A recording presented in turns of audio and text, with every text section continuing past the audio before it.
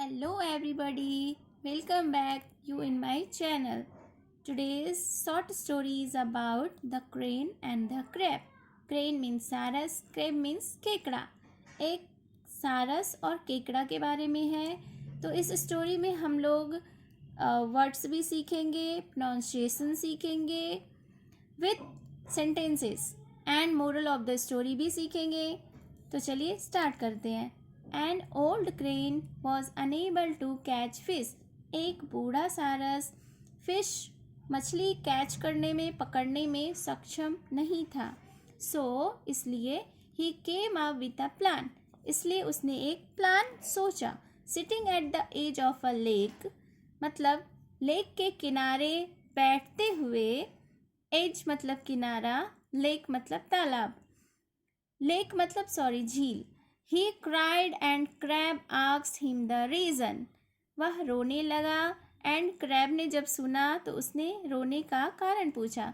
The crane said that he heard people talk about no rain for many years. उसने क्या जवाब दिया? उसने कहा कि उसने सुना है लोगों से कि लोग क्या बातें कर रहे थे कि बहुत सालों तक बारिश नहीं होगी. This crab was worried. अब जो केकड़ा था वह चिंतित हो गया. The crane suggested that he would carry all the fishes to a nearby lake. Crane ने एक सजेशन दिया, सजेस्ट किया कि he would carry all the fishes to a nearby lake. यानी उसे केकड़ा को क्या करना चाहिए कि सारी फिशेस को, सारी मछलियों को अपने नज़दीकी लेक में डाल देना चाहिए. The crab told his friend and they were happy. और crab ने अपने फ्रेंड्स को कहा ये बात और वो लोग बहुत खुश हो गए. But he carried them to another spot and ate them up. लेकिन उसने क्या किया कि उसने एक अलग जगह पे सारी फिशेस को कैरी करना शुरू किया and ate them up. और सारस ने उसे खा लिया.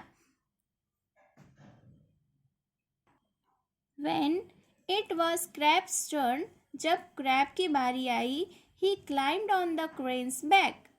अब उसने तो सारी फिशेस को दूसरे नियर बाई लेक में डाल दिया, तो अब बच गया crane.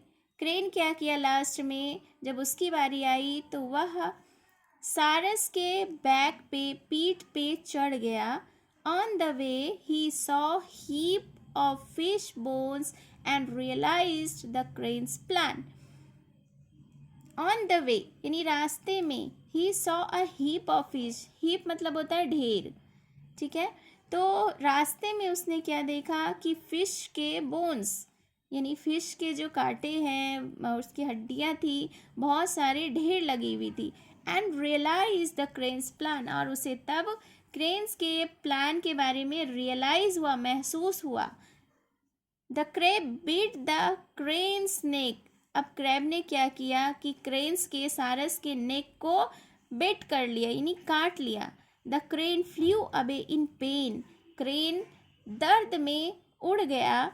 And the crab return to the lake. और क्रैब वो वापस आ गया उस लेक में. अब मोरल क्या है? Having a presence of mind is important. Moral of the story is कि हमें अपना प्रेजेंस ऑफ माइंड यानी आपात स्थितियों में जल्दी से अच्छा डिसीजन लेना, इसे ही कहते हैं प्रेजेंस ऑफ माइंड.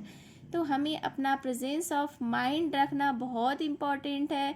अगर हम नहीं रखते हैं तो ये भी हो सकता है कि हम एक गलत डिसीजन ले लें. So hope you like the video. If you like the video, please subscribe my channel and please do like my this story video and follow for more videos. Thank you.